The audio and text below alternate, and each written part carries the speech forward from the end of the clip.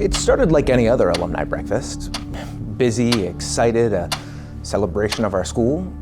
It's the most important fundraiser, so everyone was there. Served a pretty typical breakfast: sausage, pancakes, fruit, and eggs. So what happened next? Can we cut? I don't really want to talk about this. Why not? Well, I mean, I think I'm just sitting here waiting for this to turn into a lawsuit. I mean, we were supposed to raise funds at that breakfast, and instead, we lost money. And I've lost my dignity. The abundance of wild stories coming out of Trillium High School over the years may have our viewers wondering, what's in the water at the neighborhood institution?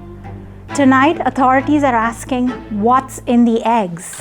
The school's annual alumni breakfast was thrown into chaos when a prankster slipped exploding candy into pans full of scrambled eggs. 911, what's your emergency? My teeth. I think my dentures are exploding. I've been looking for a follow-up to my last story for the past 2 years. The Trillium Breakfast Bandit is the perfect case. It has everything I was looking for. Drama. The rivalry between Blair and Stevie has always been clear. I think Blair would stop at nothing to dethrone Stevie as valedictorian, and maybe framing them for this whole breakfast fiasco was their ticket to the top. Plausible deniability. Blair Georgiou and SRO Novak really squared in on Stevie from the beginning, and they looked good for it. The evidence certainly pointed that way, but Stevie Kahn has maintained their innocence from the beginning. And a quest for justice. Schools are not outposts of the police station. This trend of the police using school administrators and even students to do their investigative work has got to stop. This case shows us all the things that can go wrong when you take a simple school discipline issue and turn it into a criminal probe. Dean Silva, Blair Georgiou, and Officer Novak used the school to circumvent the Constitution.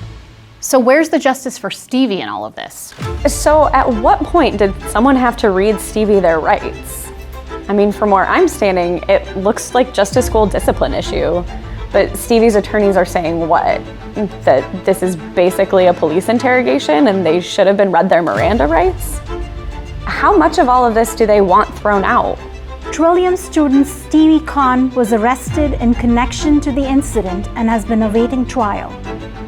According to new filings obtained by SBTV News, they are asking a court to throw out statements made to school resource officer Ari Nowak and Dean of Students Remy Silva. Kahn alleges the interrogation was unconstitutional because they were questioned in a coercive setting without being read their Miranda rights. The court is set to hear the case in January. Dean Silva had a job to do. They're in charge of keeping our school safe, orderly, functional. They would have needed to investigate this whether or not it ever turned into a criminal matter. The fact that things are sometimes referred to law enforcement doesn't magically convert school admins into agents of the police.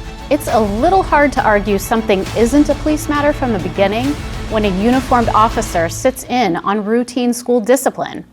Counselor Adrian Sato knows how students at the school are treated by Officer Novak and how juveniles generally react to the police. And Rowan Tesfaye has a front row seat in the admin office to see how closely the school works with law enforcement. I'm going to turn over every piece of evidence in this case to get to the bottom of what happened. Was Stevie Kahn really interrogated without being read their rights? Or was this just a simple school discipline issue that also had criminal implications for Stevie? And who really ruined the school's biggest event? This season on American Vandal, the Trillium Breakfast Bandit.